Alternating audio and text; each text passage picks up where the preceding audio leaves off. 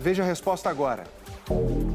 Nessa fase da pandemia, a curva de novos casos sobe, a quantidade de mortos aumenta.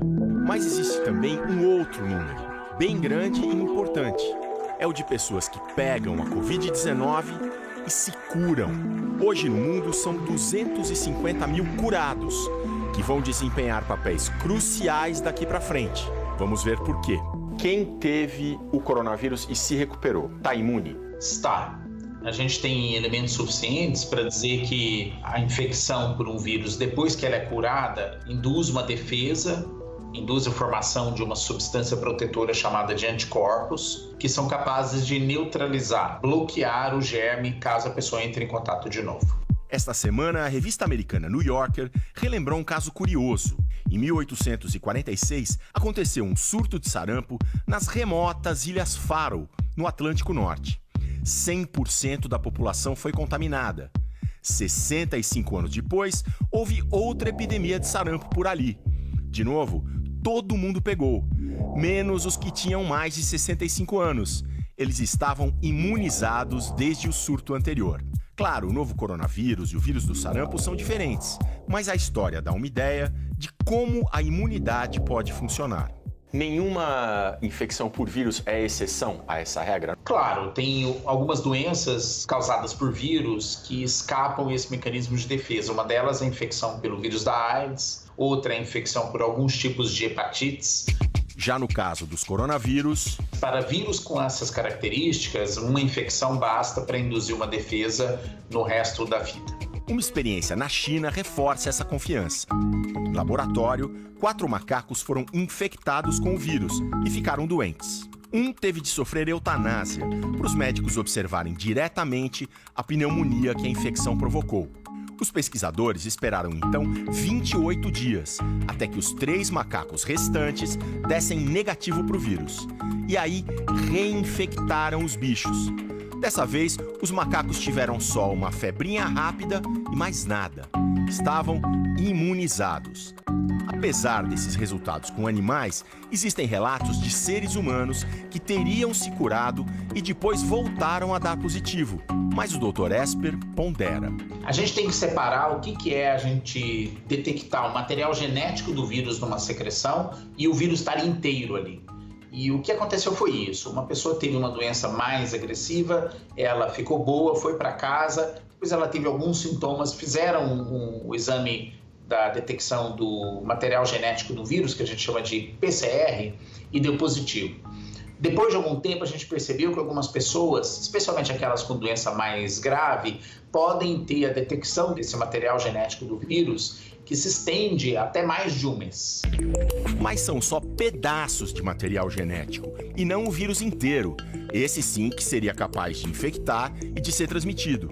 Isso porque as pessoas curadas se livraram do vírus, graças às defesas do organismo. Todas as vezes que a pessoa desenvolve uma defesa contra o vírus, ela está produzindo anticorpos. Esses anticorpos vão ficar presentes no sangue da pessoa por um tempo muito longo, provavelmente até o fim da vida. Os anticorpos das pessoas que se curaram do novo coronavírus. Aí pode estar a chave em busca de um tratamento ou mesmo de uma vacina. Agora, como identificar esses anticorpos, isolar e montar uma fábrica deles para atender a milhares de pessoas? Cientistas do mundo inteiro estão estudando isso. E nos Estados Unidos, em Nova York, na Universidade Rockefeller, uma das principais do planeta, dedicada à medicina, existem cientistas brasileiros envolvidos nisso. A gente vai falar agora com a doutora Marina, uma infectologista de Sergipe, que é professora na Rockefeller e está na linha de frente dessas pesquisas. A ideia é fazer uma triagem de 100 ou mais pessoas que se recuperaram do coronavírus para tentar isolar centenas de anticorpos que podem ser avaliados para testar a atividade que esses vários anticorpos têm contra o vírus. O grupo de que a doutora Marina faz parte trabalhava com HIV, mas diante da emergência... O método foi adaptado para tentar identificar anticorpos que são específicos, são neutralizantes, têm uma atividade alta contra esse tipo específico do coronavírus. Uma vez identificados esses anticorpos, o que é um longo trabalho, eles seriam clonados, ou seja, multiplicados de maneira idêntica por muitas e muitas vezes. E esses é que podem vir a ser produzidos numa escala mais alta e que possam ser levados a ensaios clínicos. Vocês veem um possível tratamento com esses anticorpos monoclonais como uma espécie de vacina ou para pessoas que já estão doentes? Poderiam ser usados dessas duas maneiras, né? Claro que no momento atual é o tratamento das pessoas que estão doentes. Um tratamento menos sofisticado, mas que já funcionou para outras doenças, usa o plasma de uma pessoa curada.